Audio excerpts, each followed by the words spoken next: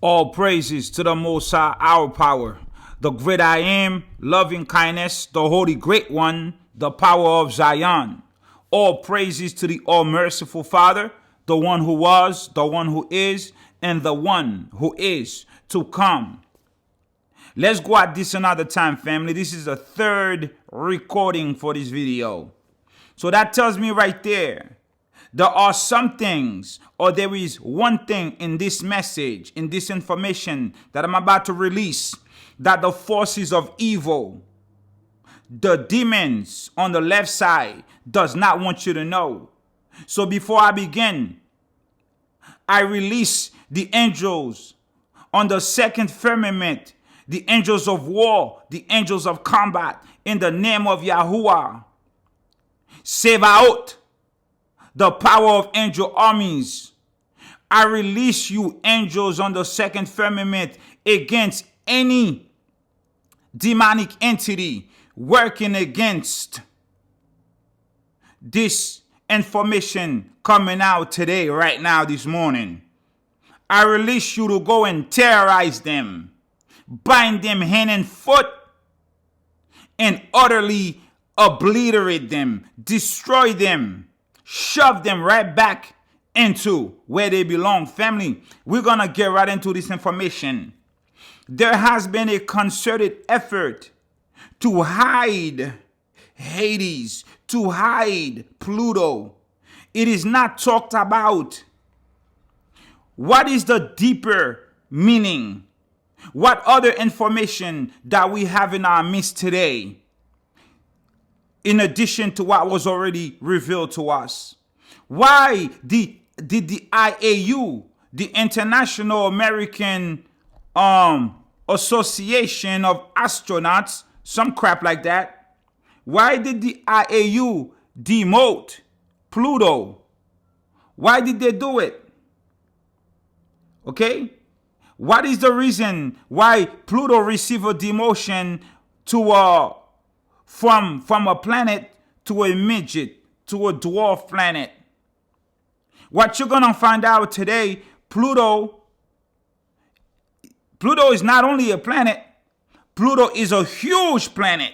But what does Pluto represent here at this time, in addition to what was already revealed to us?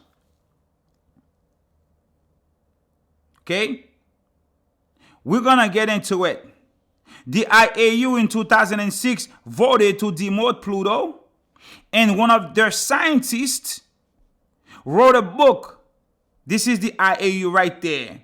This is just Psalm 83, International Astronomical Union. Do you see your people here? No, you don't. These are all your enemies. These are all the people who are working together against you to stop you from being a nation.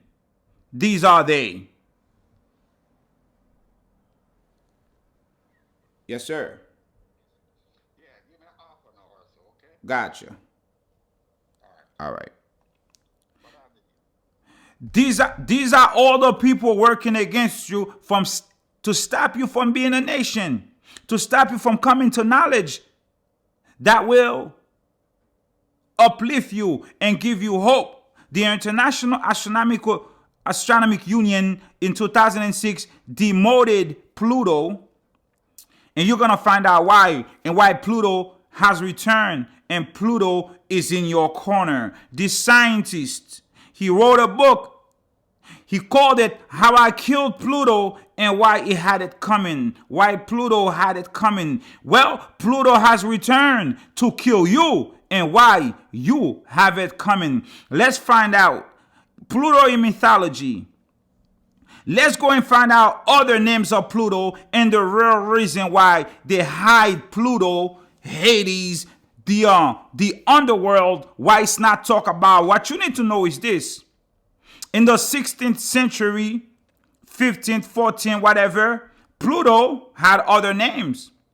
Pluto was the terrible power. But let's go back up. Pluto is notorious, climbiness. Pluto is the hospitable one. Yes, Pluto receives many guests. So Pluto is known as Polydecman, the receiver of many guests. Polydecman is a combination of Apollyon and Abaddon. That's what the Holy Spirit tell me, and it makes sense to me. Pluto is called the Lord of Death, and Pluto is the rich one. Yes, Pluto is wealthy in the souls of the wicked. Pluto receives many souls, and also the underworld has many different levels. There's a lot of different levels, compartments in the underworld. There is a sun, there is a moon, there are people in the underworld, there are other worlds in the underworld. And there's also Hades. There's also Abaddon. There's also Apollyon. There's also places of wealth where the wicked, they connect with an entity and make deals.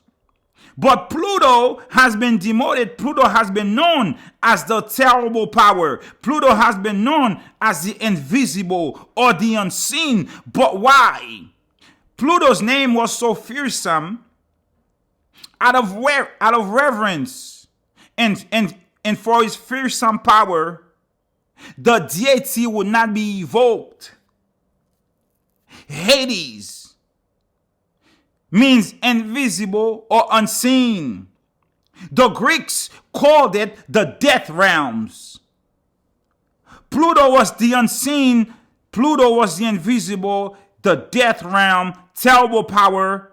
The underrealm, the rich one, Lord of Death, the receiver of many guests, the unseen. The unseen, huh? Okay.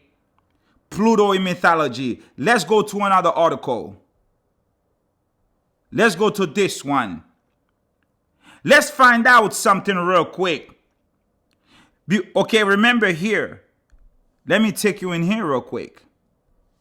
Let's uncover the skirts. Let's expose the lies so we can bring out the truth. Now, on this Kabbalistic tree of life, you see all the Sephirot. Each Sephira, each emanation has a name, and each emanation is also ruled by a planet, even though it's not displayed here, but I'm going to show it to you in another chart. Each emanation has a name. Each emanation is balanced by another one. The right is balanced by the left. And each emanation has a Hebrew alphabet. You got the 22 Hebrew alphabets with the 10 Sephirot equals to the 32 path of wisdom.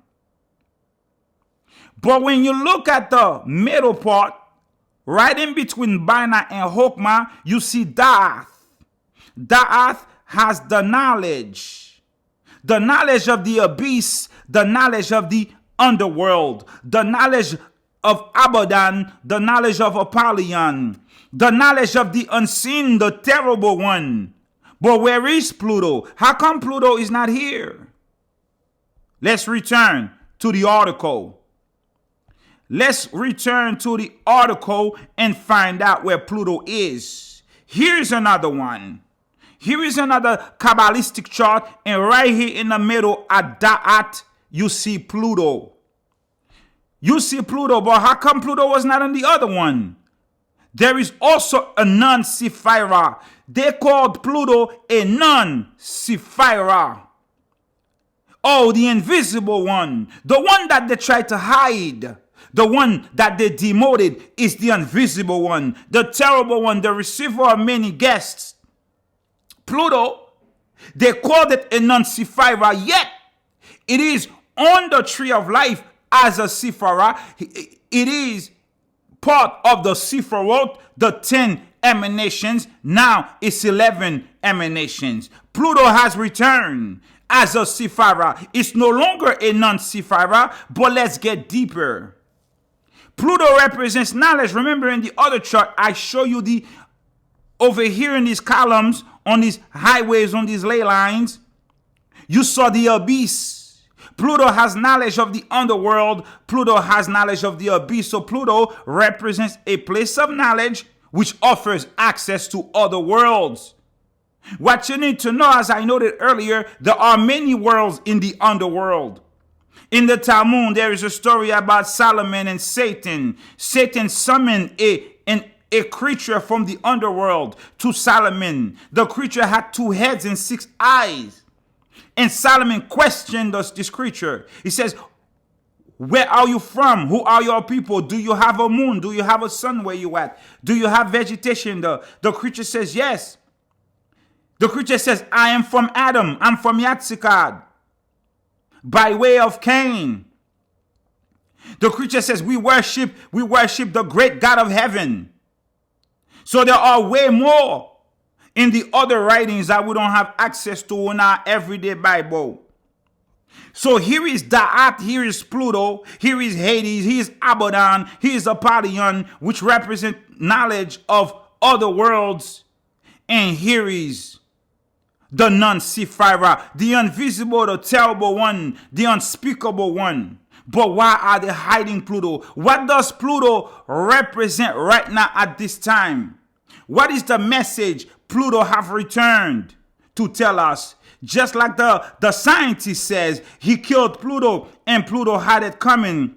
But let me show you what Pluto is speaking with its or her presence in our midst. This is a tree. This is all the planets and the Sephiroth combined together, forming a super grid, a super tree. Okay, read this article. It's amazing. But I want to take you straight to the meat, to what I want to bring to you today by way of the Most High, by way of the Holy Spirit. Okay, let's go down here. Let's go down. Let's go right there. What does Pluto represent right now today? What does Pluto represent right now today? Today, right now, this morning. When placed on the central column of Jacob's ladder, Pluto is at the Da'at, or the divine world. I just showed that to you.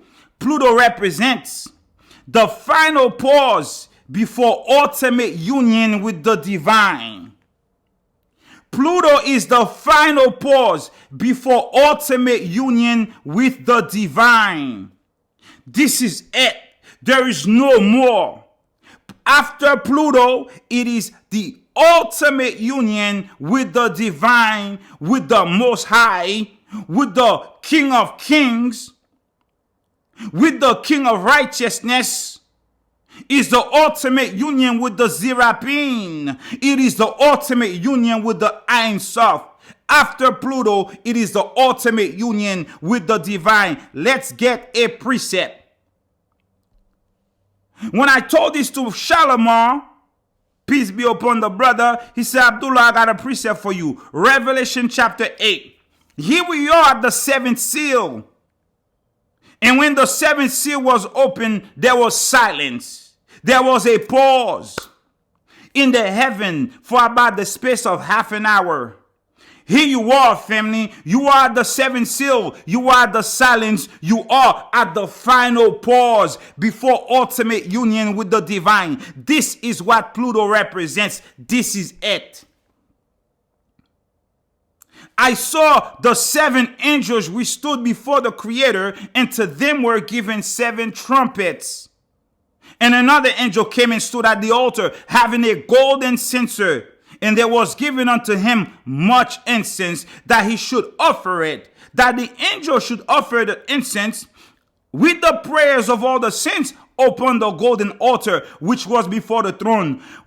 And the smoke of the incense, which came with the prayers of the saints, ascended up before God out of the angel's hands. Why are the saints praying to God so much?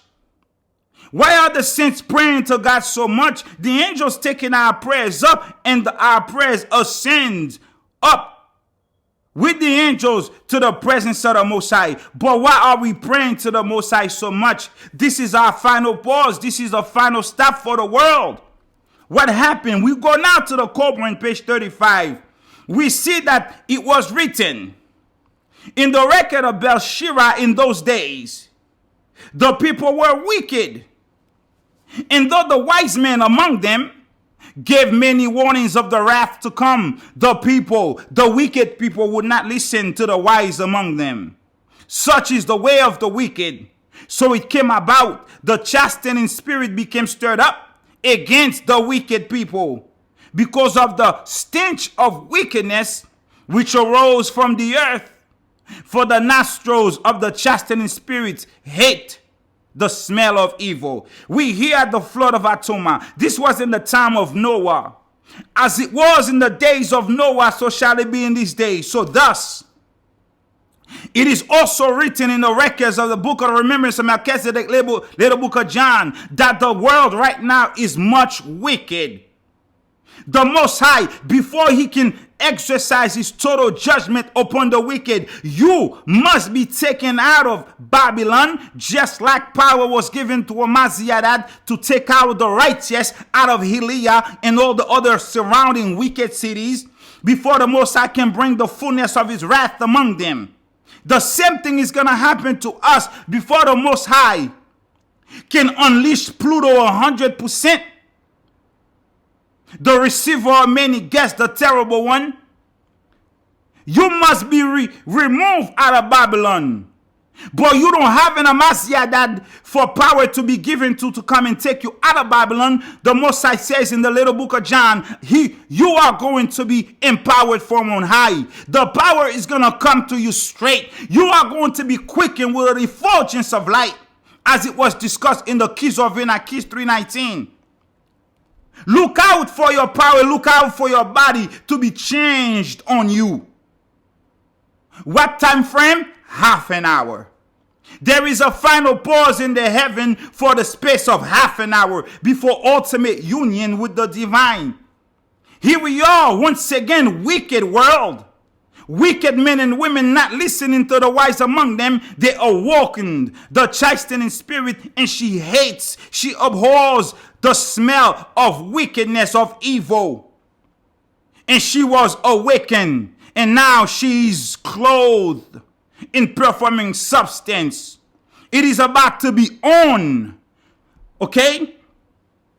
The saints are praying to the Most High. The angels take our prayers up to the presence of the Father. But why? What's going to happen when our prayers go up to the presence of the Most High? The angel Metatron, in the Pseudepigrapha volume 1, page 286, we find the angel Metatron in the presence of the Most High. What happens? When the Holy One, blessed be He, opened the book, half of the book is fire and the other half is flame.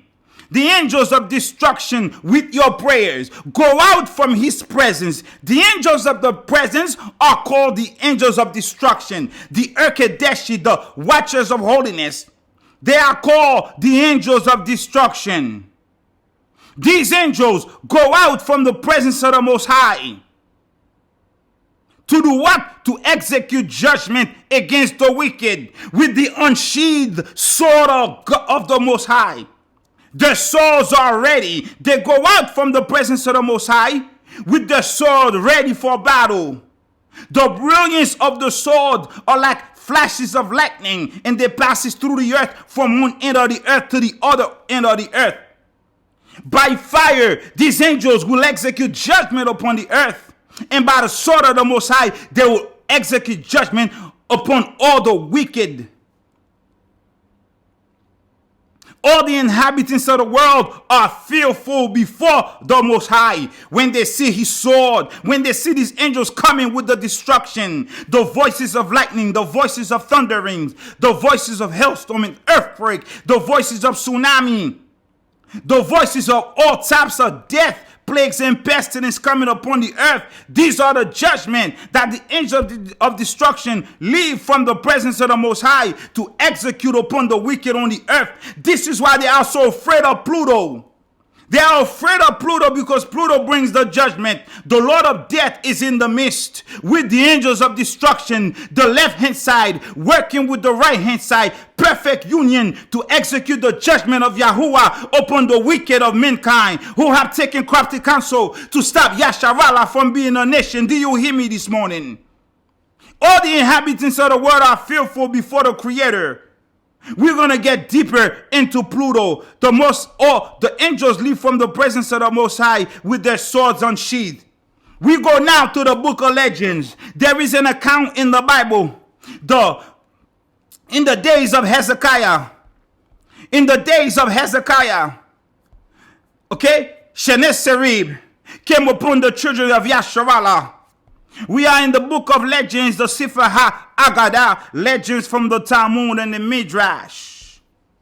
We are on page 137. In the days of Hezekiah, Sennacherib thought he could come upon against the sons and the daughters of the Most High. He had his army. He had a terrible army with him. He had an army of 6,600,000. He had numerous troops in his army. He had 80,000 warriors and coats of mail. He had 60,000 swordmen. He had princes, 45,000 princes, each seated in golden chariot. Oh, Sennacherib was a terrible ruler. He put fear in men's hearts in his time. But see, this is men's business. Now we're talking about the Most High's army. Sennacherib thought he could come upon against Yasharallah. What happened? And it came to pass that night the angel of the Most High, the angel of Yahuwah Sevaot, went forth and smote in the camp of the Assyrians. 145,000 of them was taken out by the angel. They were all dead corpses. 2 Kings 1935. These were all the army captains. One angel of the Most High went among the camps of the Assyrian Sennacherib army, took out all the captains. What do you think happened if you take out the captains? The head, you cut off the head, the body is no more.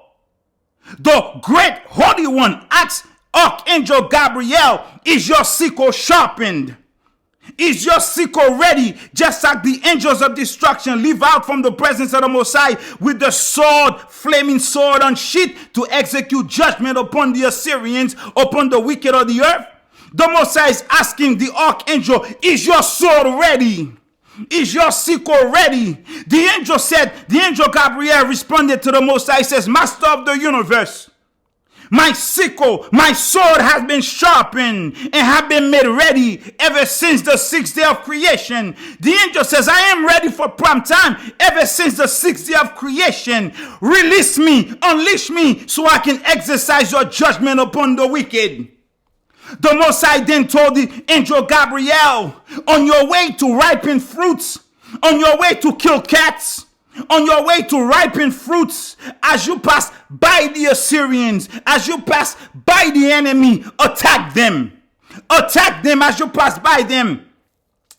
The Most High further says, as you pass by the enemy, make your enemy aware of you. Family, are you ready to make your enemy aware of you this morning? Are you ready to make the enemy know who you are this morning? Are you ready to send your prayers up to the throne of heaven and leave your prayers to the angels of destruction so that they can take it up to the presence of the Most High, so that the Most High can make the enemy aware of you in Babylon? Are you ready to make the enemy aware of you? Because the more they oppress you, the more they accelerate your deliverance.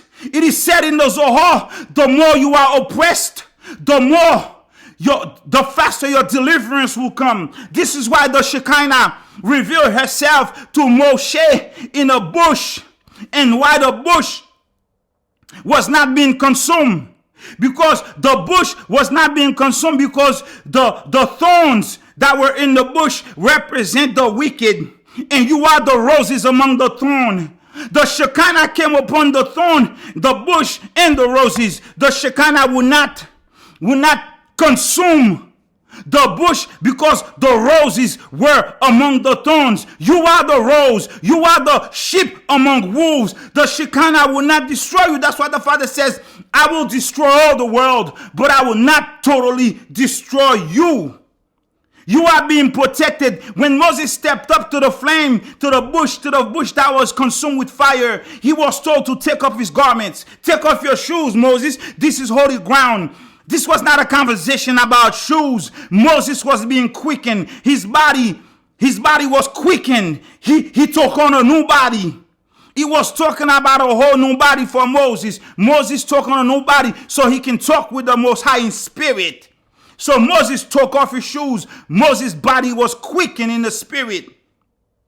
and you represent the roses and the thorn, the Most High is not going to destroy his people. But what he's going to do, he's going to destroy the wicked. He told the archangel Gabriel, as you pass by the Assyrians, make your enemy aware of you. Is your sword sharpened? Is your sickle ready? The angel says, I have been ready from the beginning. I am ready for a prime time. Most High, send me, release me. This is why they have been hiding Pluto. They told you that Pluto is a dwarf, Pluto is a midget, Pluto is a non-Sephira, yet Pluto is the terrible one. Pluto is the horrible one. This is what they thought of Pluto back in the days. Pluto is a receiver of many guests, but how big is Pluto? Let's show you how big Pluto is. We are back in the Pseudepigrapha 3 Enoch, the Sefer Hekalot. There is a man among you who told you throw it in the trash. According to the Zohar, go ahead and breathe your last. All praises to the Most High. Not everybody among us is for us. We got some snakes among us, family. Open your eyes. Keep the grass cut so you can see them coming. There are some snakes among us. There are those who are among us who are Loamis. They are not our people. They look like us, but they are not like us. They are not us. They are fakes. They are phonies. I can see you from a mile away. How big is Pluto? Let's find out. By fire, the Most High will execute judgment, and by his sword, he will execute his judgment against all mankind. All the inhabitants in the world are fearful before him when they see his sword sharpened and gleaming like lightning from one end of the earth to the other, and rays and sparks shooting from the sword as big as the stars of heaven. Sparks shooting from the sword as big as the stars of heaven, as it is written, when I have sharpened the lightning of my sword, Deuteronomy 32 verse 41. From under the feet of the holy creatures, 7 rivers of fire flow out. The breadth of each river is 365,000 parasangs. Its depth is 248,000 myriads of parasangs. Oh, here we have it one more time. Here we have a measurement of 248,000, which represents the 248 years that it took Pluto to return to the earth. One parasang is about 3.5 miles. So let's do the math. 3.5 times 248,000 equals to 868,000 miles. Let's do another math. 3.5 times 365,000. That's 1,277,500 miles. This is the size of a river.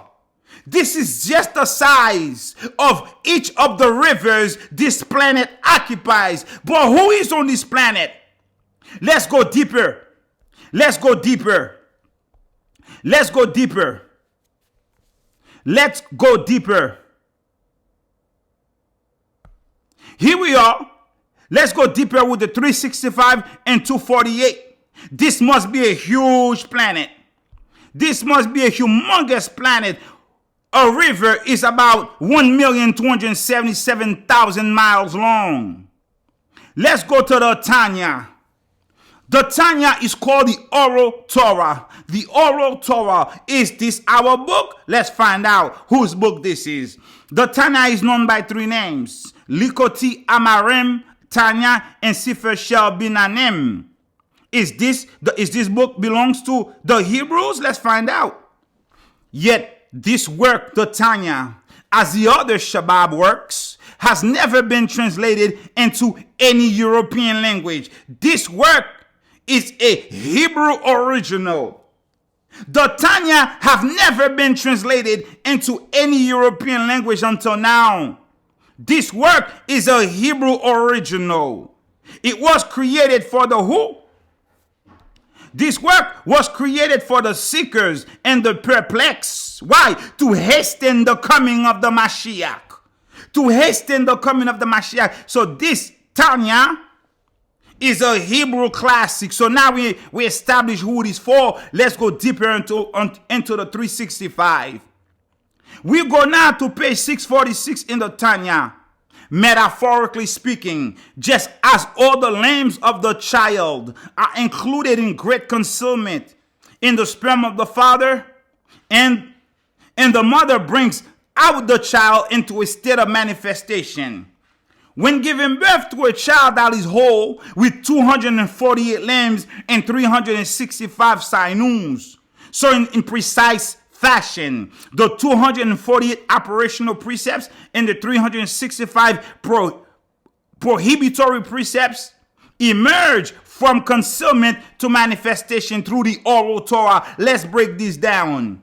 The Most High have 613 laws, of which 248 are operational or positive. 365 are negative. The 248 goes perfectly with the 248 limbs, which goes with the Anabekoak prayer, because the Anabekoak prayer is a 42 tetragrammaton inexplicable name of the Most High.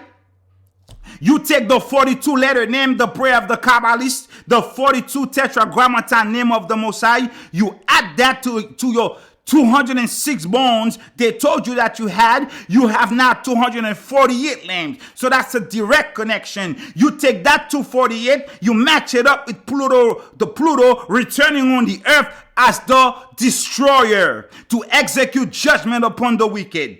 You take the 306 and then you add that to the 248,000 parasangs, the size of one river.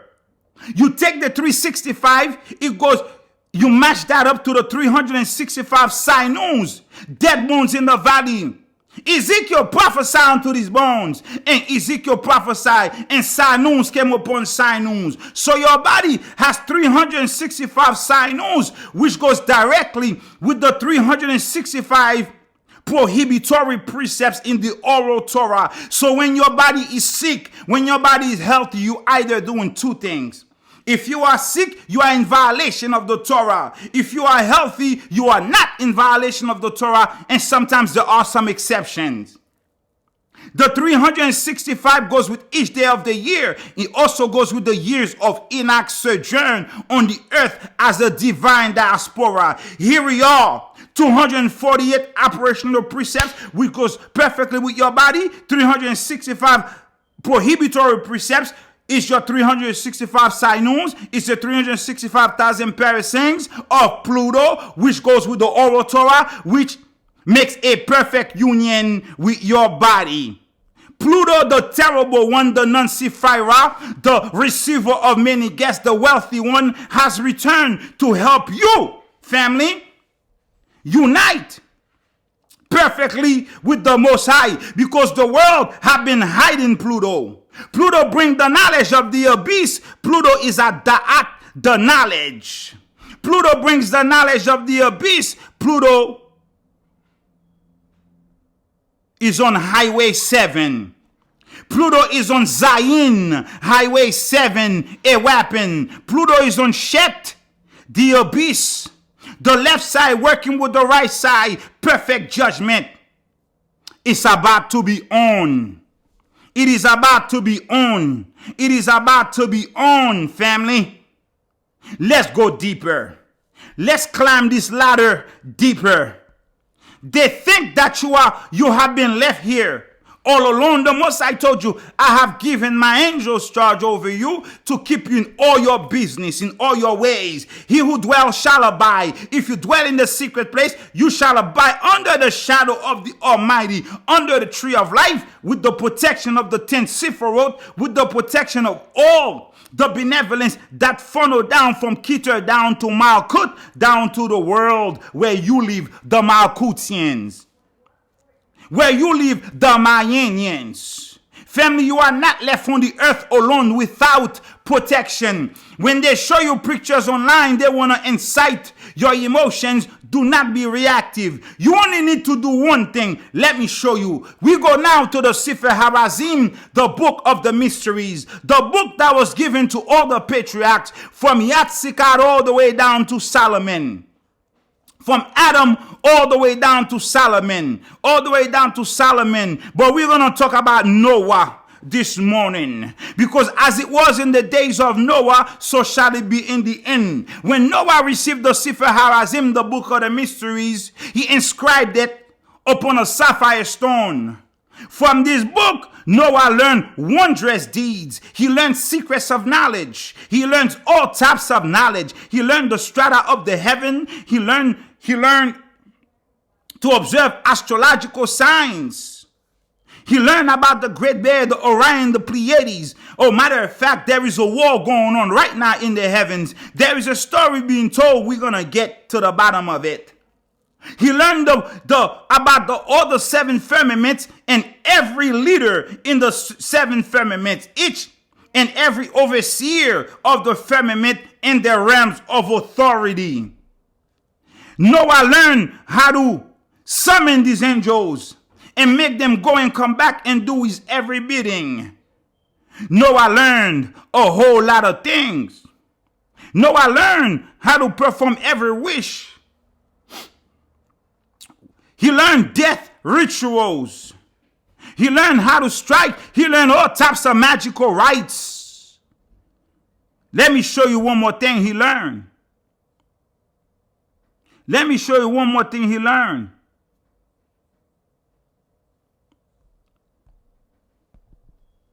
Noah learned how to arouse combat and quiet wars.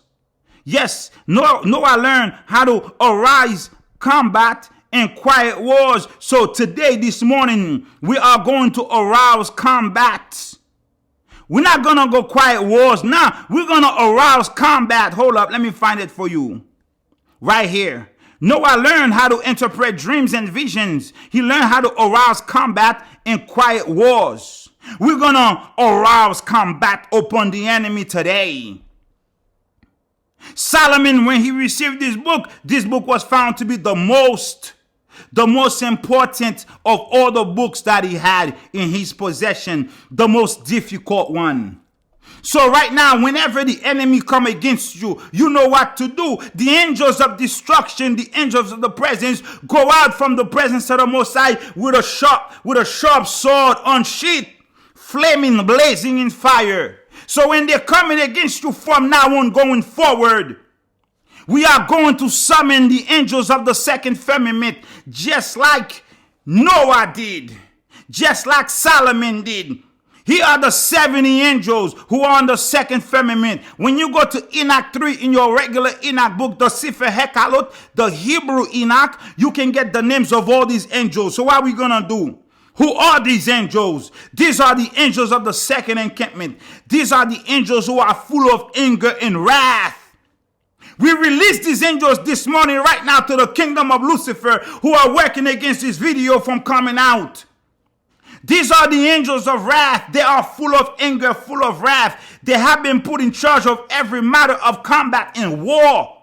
These angels are prepared to torment and torture a man to death. There is no mercy in these angels. They wish only to take revenge. Take revenge upon the people of the Most High this morning. These angels have no mercy in them. They wish only to punish whoever is delivered into their hands. And if you wish to send these angels against your enemy or against your creditor, yes, this country owes us money. The nations of the earth owe us a lot of money. So we wish to send these angels on the second firmament on our creditors and our enemy. We wish to take revenge and we wish to punish these people. We deliver you into the hands of the angels of the firmament who have only wrath and death and torture on their mind. These angels capsized ship. Now you have a ship that was capsized on the ocean. You have a capsized ship with luxury cars that was capsized on a place near Portugal called Fell Island. This ship failed near Fell Island in Portugal. Azores. Let's get the meaning of Azores. Azores means this. Azores meaning these angels are working. So, who's here? Grab my Tikone Hazo by my bed, please. Azores is a group of 9 islands near Portugal on the Atlantic Ocean. So you want the ocean of the Atlanteans in a group of 9 islands. So you have the number 9 in your midst. And your battleship was sink literally. You sank your own battleship the moment you got into this ocean, because the Most High told you in the last days, I cursed the waters. The Most High told you in the last days, I cursed the waters. Family, this is a day of warning. This is not a day of many words. This is a day of warning. This is not a day of many words. The ocean, the angels are working on the waters that covers the earth. It was capsized. It had 4,000 luxury vehicles. Remove 0, you get 400.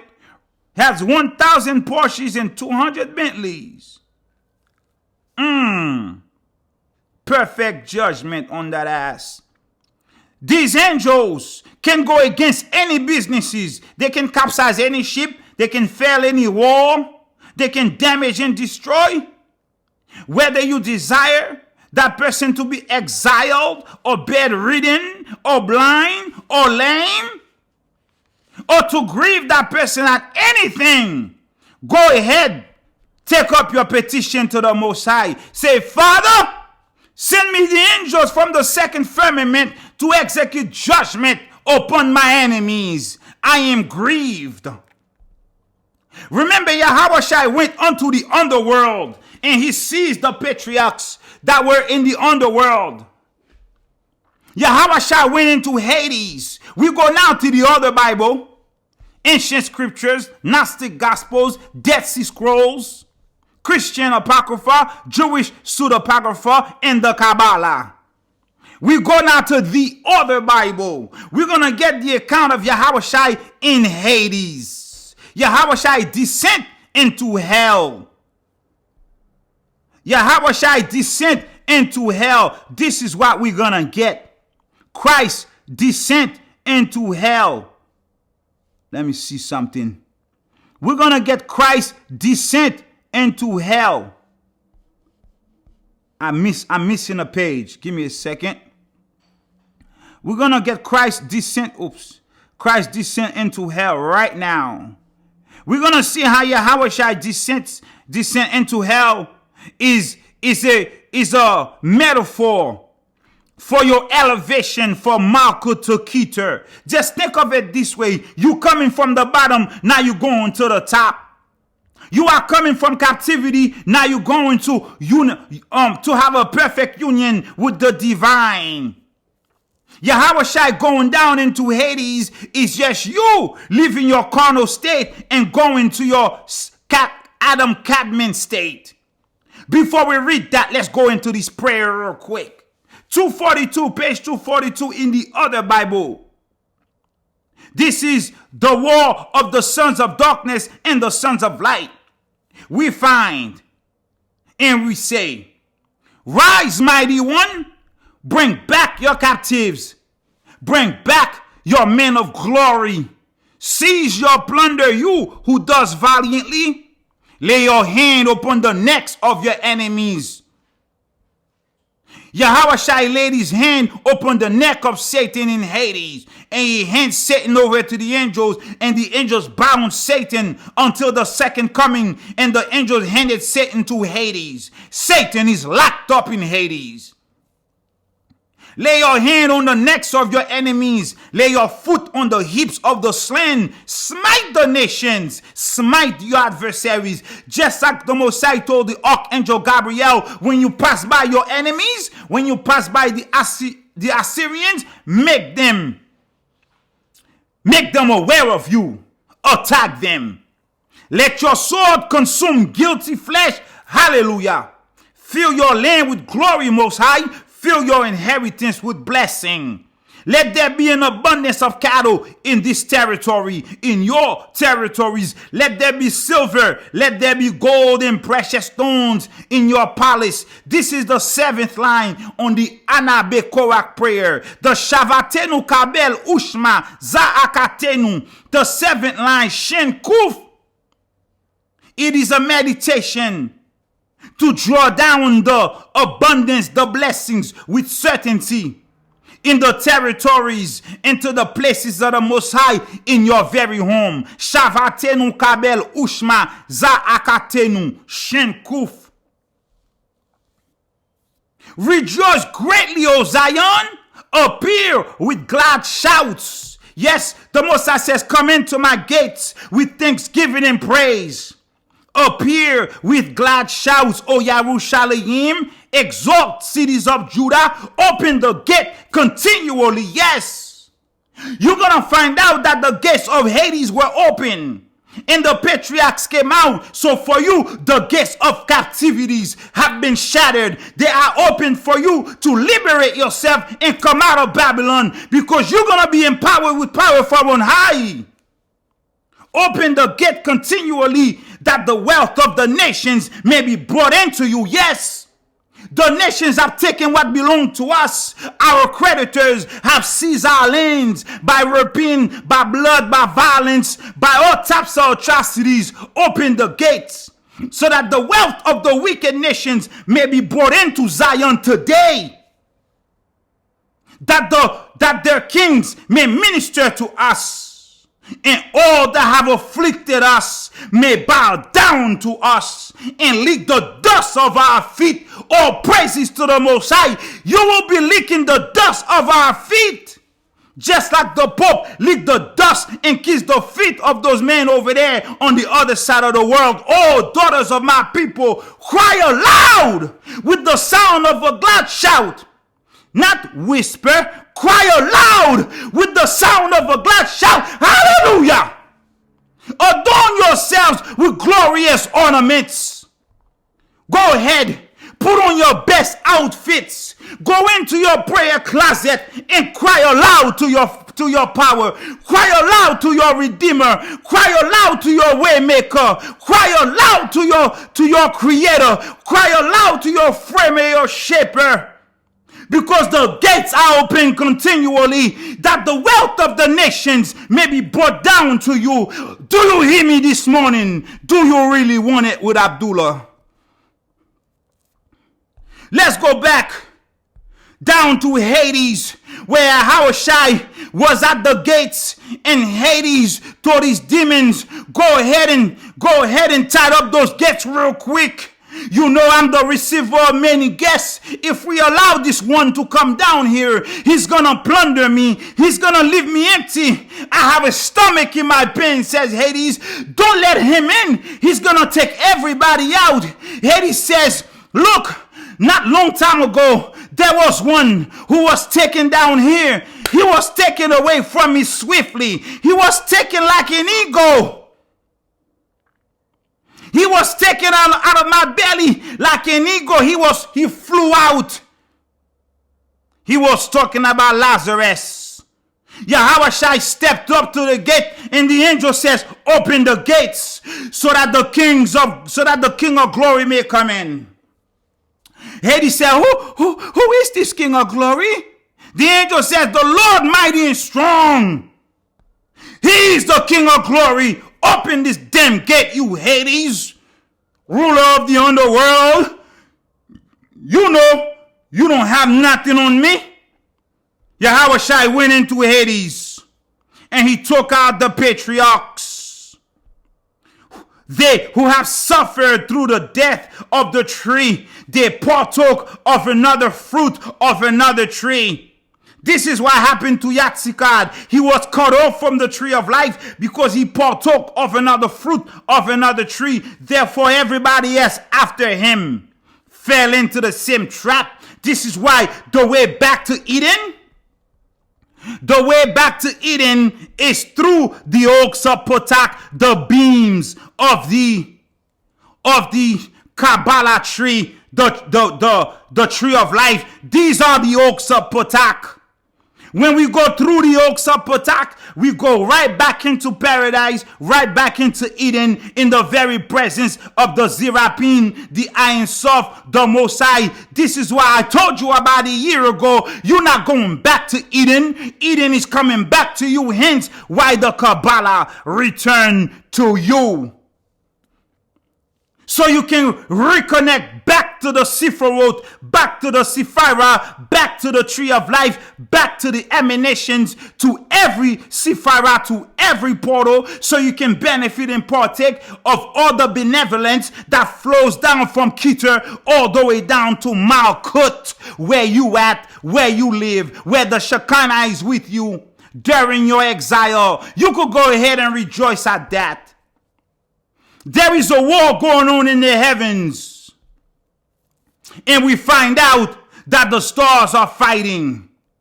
We stay in the book of the other Bible, page 504, and we find out the Sibylline oracles, forgive me, we're in the Sibylline oracles, page 502. The prophetess of the mighty God, the prophetess of Yahuwah Sabaoth says, listen to me, as I pour forth true speech from my holy mouth. I see many things, she says, but I saw the threatening of the gleaming sun among the stars and the moons, grievous wrath among the lightning flashes. She says, the stars travail with war, and the Most High allow them to fight. There is a fight. There is a travailing going on in the stars, and the Most High suffered them, allowed them to fight. In place of the sun, there was long flames, and they rose in revolt. And two-horned revolution of the moon was changed. Mounted on Leo's back, Lucifer waged battle. Capricorn smote the heel of the young Taurus. And Taurus snatched the day of return from Capricorn. Orion removed the scales. So the scales disappeared. Virgo changed her sphere with the twins in Aries. The Pleiades no longer appeared. And the dragon disowned the belt. Pisces entered into Leo's girdle. Cancer did not stay, for he feared Orion. Scorpio drew up his tail because of savage Leo, and the dark star perished from the sun's flame. The might of the brave Lucifer burned up Aquarius. Heaven itself was stirred up until heaven shook the warriors, and in anger heaven cast them headlong down to the earth. Yahweh Shai says, I saw Satan falling like lightning. They were cast down to the earth, smitten swiftly by the waters of the ocean. They kindled the whole earth, and the sky remained starless. What does it all mean, family? What does it all mean? We go now to our sister Gina Paul. At 104 2 days ago, she worked on this. This is what that means. Thank you, sister Gina Paul. 104 a.m. This is how the sisters of Zion support the man of the Most High.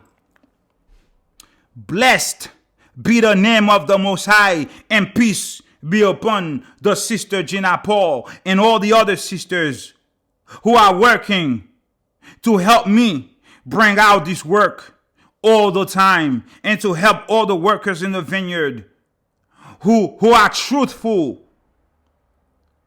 to the work, who are committed to the work, not the snakes among us.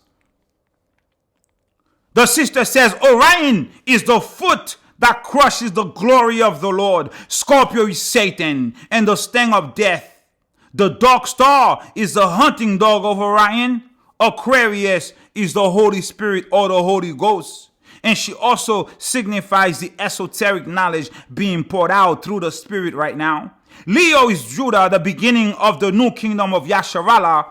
the enemy is destroyed. Capricorn is Christ's salvation and sacrifice. Taurus is the Messiah's judgment, gorging the enemy.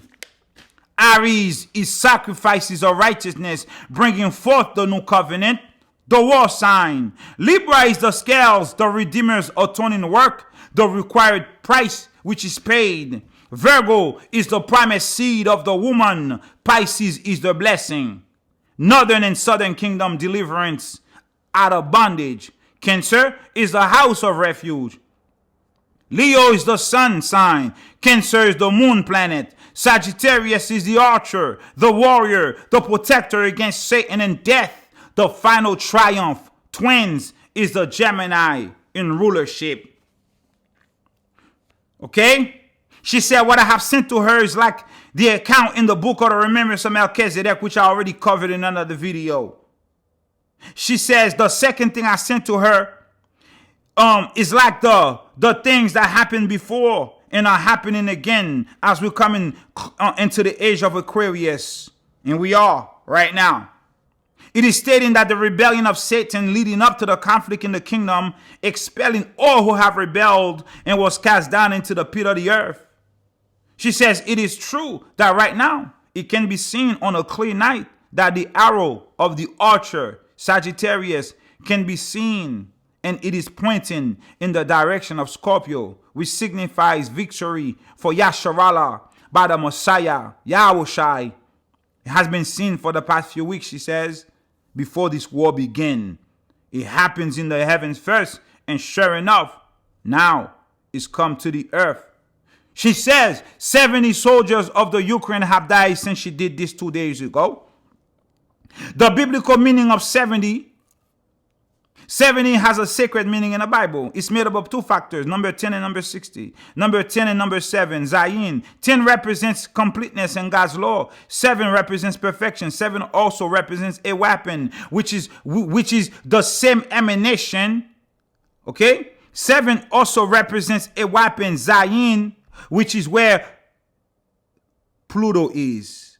This is Zayin, a weapon, the abyss. Pluto's on Highway 7. Pluto's on Highway 7 or Highway 17. He's on Highway 17, but 7 represents Zayin. Pluto's on Highway 17 and Highway 15. And 15 also represents new beginning. New beginning for you and I. New beginnings for you and I, and destruction of the wicked, the end of their reign. Okay? So read this. Let's finish it up. Let's do it justice. 7 and 10. 10 represent completeness in the Most High's law. As such, it symbolizes perfect spiritual order carried out with all power. It can also represent a period of judgment, which is true. 70 elders were appointed to Moshe. After reading the covenant of the Most High that Most High gave to Moshe, he took the 70 elders to a special dinner up Mount Sinai with him to have a meal with the Most High. Numbers 11 and 16, Exodus 24 verse 9. Ancient Yasharal spent a number of 70 years in the Babylonian captivity, Jeremiah 29 and 10. 70 is also a special number which connected with Yerushalayim. The city kept 70 years of the Shabbat in the Babylonian captivity, Jeremiah 25 and 11. 77s are 490 years, which was determined upon Yerushalayim to complete its transgressions, to make an end for sins and for everlasting righteousness to enter into it. Daniel 9 verse 24. Thank you to the sister for this wonderful breakdown. Here we are, family. Here we have it. Let's go back to the book of legends, the Sefer HaAggadah. Let's see what the Most High have to tell us. You are not left alone. You never have. You never will be. Page 382, we read, whenever they were exiled, which is you, the presence was with you. Whenever we were in all of our exiles, the Most High's presence was with us. Whenever we were in Egypt, he was there. In Babylon, he was there. In Elam, the presence was with us. The Shekinah was there. In Edom, the Shekinah was there. So Moses said, who is this that comes from Edom with crimson garments from Basra? Isaiah 63:1. And when we are redeemed, the presence will also be there with us. The Lord thy God, the Most High, your power will return with thy captivity. You are never alone. You never will be. Moses says, if you seek me, you will find me with my son. Where is my son? Whenever you seek me, you will find me with my son. Thus, the scripture says in Leviticus 16, verse 16, the Most High dwell with them in the midst of their uncleanness. Even in the midst of your uncleanness, the presence was with you. Yahweh told Paul, my grace is enough. So grace was with you, is with you in your captivity. My soul shall weep in secret for the glory. Jeremiah 13 verse 17. Rab Samuel said, the Holy One has a place and his name is secret. Psalm 91. The secret place of the Most High. He who dwells shall abide. He who dwells in the secret place shall abide under the shadow of the Almighty. And the secret place is you, within you, the chambers of your heart, the portals, your 248 lambs, your 365 sinews, the holy temple, the storehouse of the Holy Spirit. You are the secret place of the Most High. For the glory of Yasharallah, which was taken from Yasharallah and given to the world, shall return to Yasharallah. Shall return to Yasharallah. Moses says, open to me, my sister, my love. Open to me, my dove, my undefiled. For my head is filled with dew. In the time to come, when the Holy One comes to redeem his people, Yasharallah, they will say, Master of the universe, you exiled us among the nations and you thrust us out of your house. And now you come to redeem us? The Holy One will reply, I will tell you a parable of a king who divorced his wife. And the next day he came back to bring her. He came to bring her back. And the wife said, my Lord King, yesterday you drove me out of your house. And today you come to take me back? And the king says to the wife, you should know that since you left my house, I too have not gone into my house. And if you do not believe me, look at the dew on my head. And likewise, the Holy One will say to us, ever since the day we left his presence, we left his house, ever since the day we were cut off from the tree of life, he too have not gone into his house. The Most High is grieved with us also. And our redemption is near. This is why he was with you. The Shekinah was with you during all your captivities. I told you the footprints in the sand does not belong to you. Pluto has returned with the knowledge of destruction, with the knowledge of the underworld, the non-Sephira. Da'at. Pluto.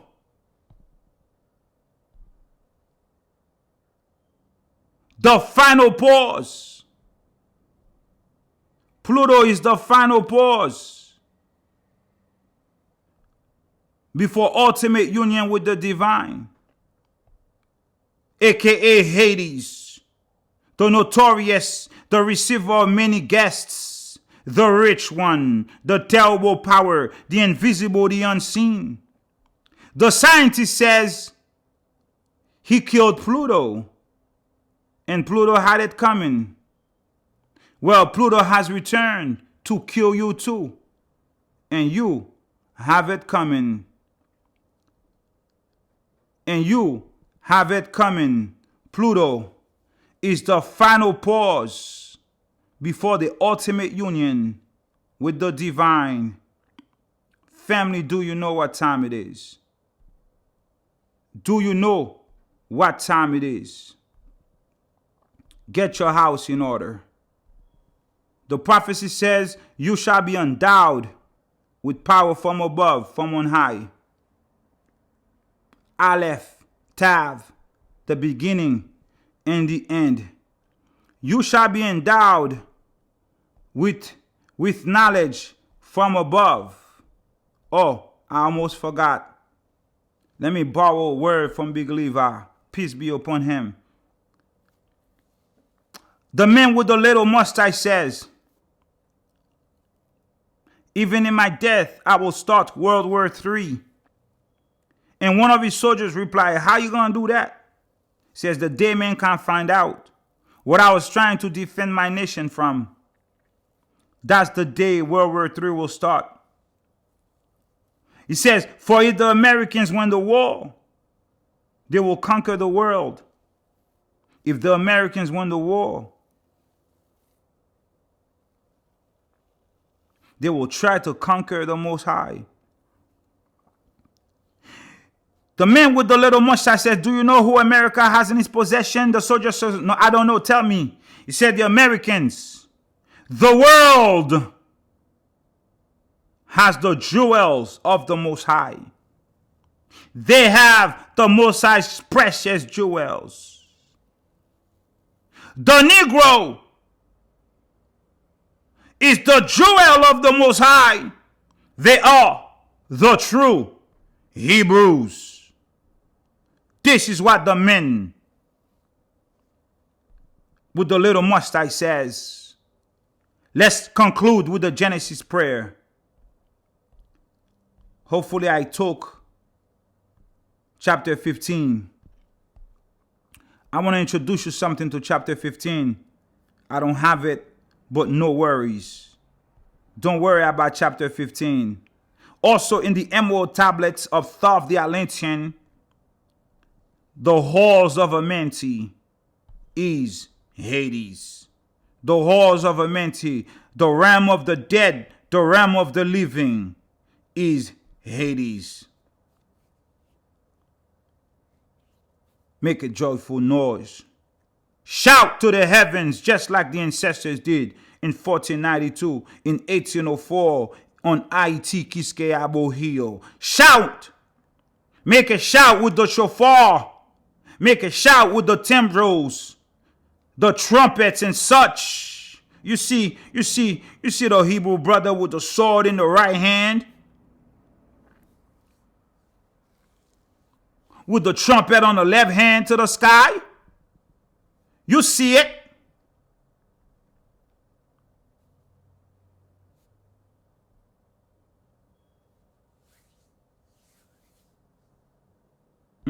I almost forgot. I almost forgot.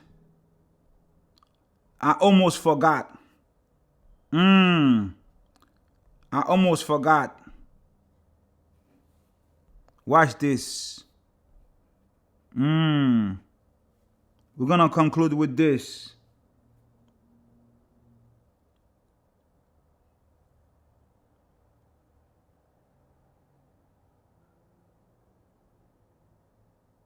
We're going to conclude with this. I almost forgot. At the end, good things and exceeding great glory await you from the immortal power. Good things and great glory await you from the immortal power. Yes. Hold up. I almost forgot something. Let me see. Yes. Let's end with this. We'll go back to the Sefer Haggadah, page 387. Watch this. We go to the archives of travails and archives of deliverance. Bottom paragraph. This is what's coming for you. The angel showed Rav, this brother here, all types of archives. Archives of travail for Yasharallah and archives of deliverance. We're just going to focus on the archives of deliverance. Let's go. In that instant, after the brother saw archives of travail, in that instant, he was shaken and he fell down. And the angel prince Hadamael came and stood him on his feet and said to him, "Come, I will bring you into the archives of deliverances and consolations." Let's balance this vision for you. Let's show you it's not all destruction for Yasharallah. There is a time. Let me show you what's coming next. He brought me in and he showed me companies and companies of ministering angels, sitting and weaving garments of deliverance, making crowns of light, making crowns of life set with precious gems and pearls. This is what's coming for you, family.